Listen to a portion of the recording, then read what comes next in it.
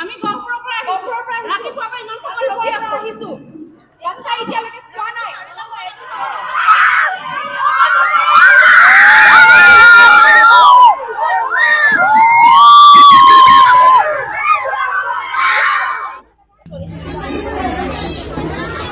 system बेले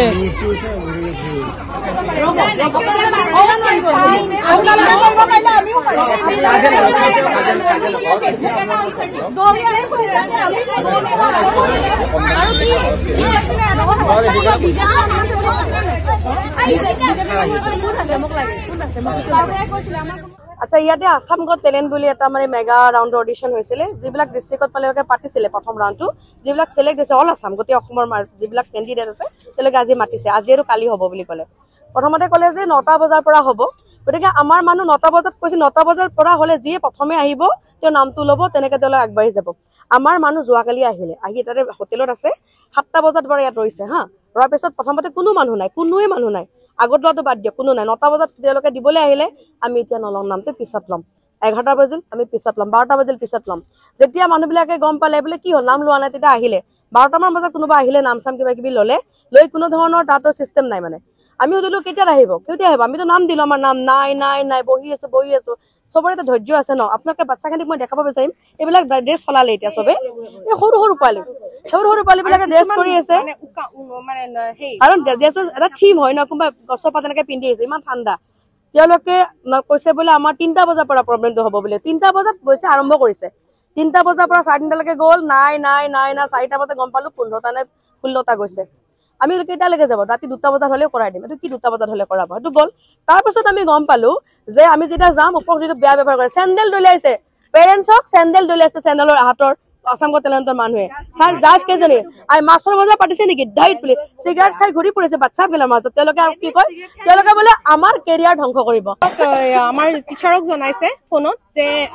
মানে আমাৰ গ্ৰুপটো 5জনীয়া গ্ৰুপ তো হেতু কাৰণে 5জনৰ হিচাপত আমাক 6000 কৈছে এটা কাৰবাক যদি 7500 কৈছে নাজানো সিহঁতৰ ৰেট বিলাক কি ভিত্তিত কেনেকুৱা কি যেতিয়া ইয়ালৈকে মাতিছে গুৱাহাটীত মাতোতে ফোন যেতিয়া আহিছে কনফাৰ্মেশ্যন কল যেতিয়া আহিছে তেতিয়া যে পইচা দিব লাগিব 6000 হেতু কৈ পঠিয়াইছে পইচা দিয়া সত্ত্বেও আমি আহিছিলো যে ঠিক আছে গ্ৰুপ এটাত 5জনীয়া গ্ৰুপ এটাত 6000 দিব লাগে যদি হেতু সিহঁতৰ নিয়মে তেতিয়া হলে আমি গ্ৰুপ এটাই 5জনীয়া গ্ৰুপ এটাই বহন কৰিম কিন্তু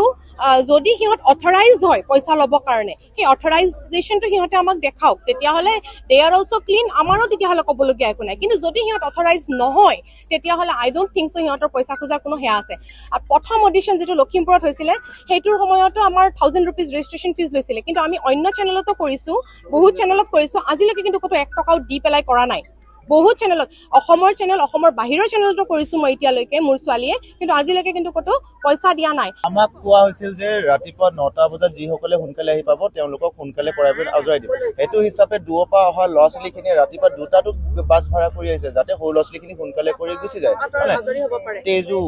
ডুমডুমা তিনসুকিয়া পৰা মানুহ আহিছে কিছুমান লছলিয়ে অকল খালি গাকে নাচিম বুলি আহিছিল ৰাতিপুৱা পৰা ৰখি আছে তেওঁলোকে 9টা ষ্টাৰ্ট কৰিম কৈছিল আহানে মানুহ কোনো অহা নাই 11:30 কৈছে 11:30 কৈছে যে আমি 11:30 পৰা ষ্টাৰ্ট কৰিম তাৰ পিছত কৰিলে কি 3:15 ষ্টাৰ্ট কৰিছে তাৰ পিছত তেওঁলোকৰ একো লিস্টিং নাই কোন আগত নাচিব কোন পাছত আহিব আৰু যি সকল ৰিসিপশনিষ্ট যোনে লিখি আছে ৰিসিভ কৰি আছে নাম চাম তেওঁলোকৰ ইমান অভদ্ৰ ব্যৱহাৰ তেওঁলোকে ওপৰৰ চেণ্ডেল দলিয়াইছে গালি দিছে ৰাইজসকলক তেনেকে কম্পিটিশন নহয় আৰু জাজবোৰো দৌৰি আছে ৰাইজে প্ৰথম হ'ল আপোনাৰ আমাৰ আসাম গট টেলেন্ট সিজন 9 চলি আছে আমি 9 বছৰত আমি কৰিলো এবাৰ 9 বছৰত পৰিছে তো আপোনালোকে নিজে ভাবক যে 9 বছৰ কৰা ইমান সৰু কথা নহয় প্ৰথম কথা আৰু সেকেন্ড কথা হ'ল তেওঁলোক সঁচাকে সোনকালে আহিছে আমিও সোনকালে আহিছো হিহঁততকে আগত আমি আহিছো তাৰে পিছত কি হ'ল আমাৰ যেতিয়া সিলেকশন পায় তেতিয়া সিলেকশন সাৰ্টিফিকেট এখন দিয়া যায় সিলেকশন সাৰ্টিফিকেটখন দিয়াৰ পিছত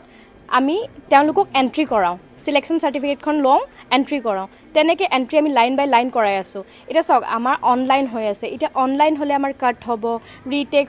ৰিটেক হলে অলপমান টাইম লাগে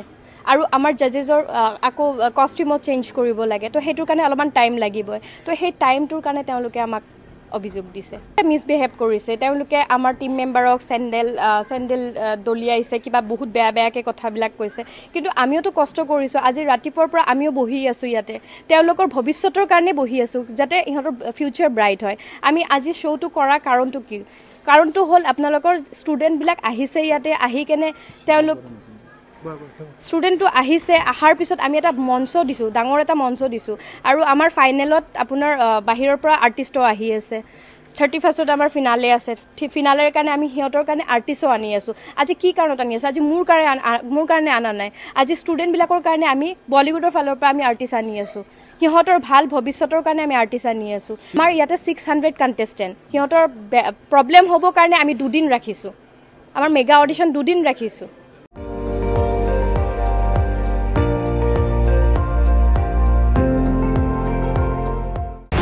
আপুনি চাই আছে ND24 সৰ্বশ্ৰেষ্ঠ নহয় সৰ্বোত্তমৰ দৌৰ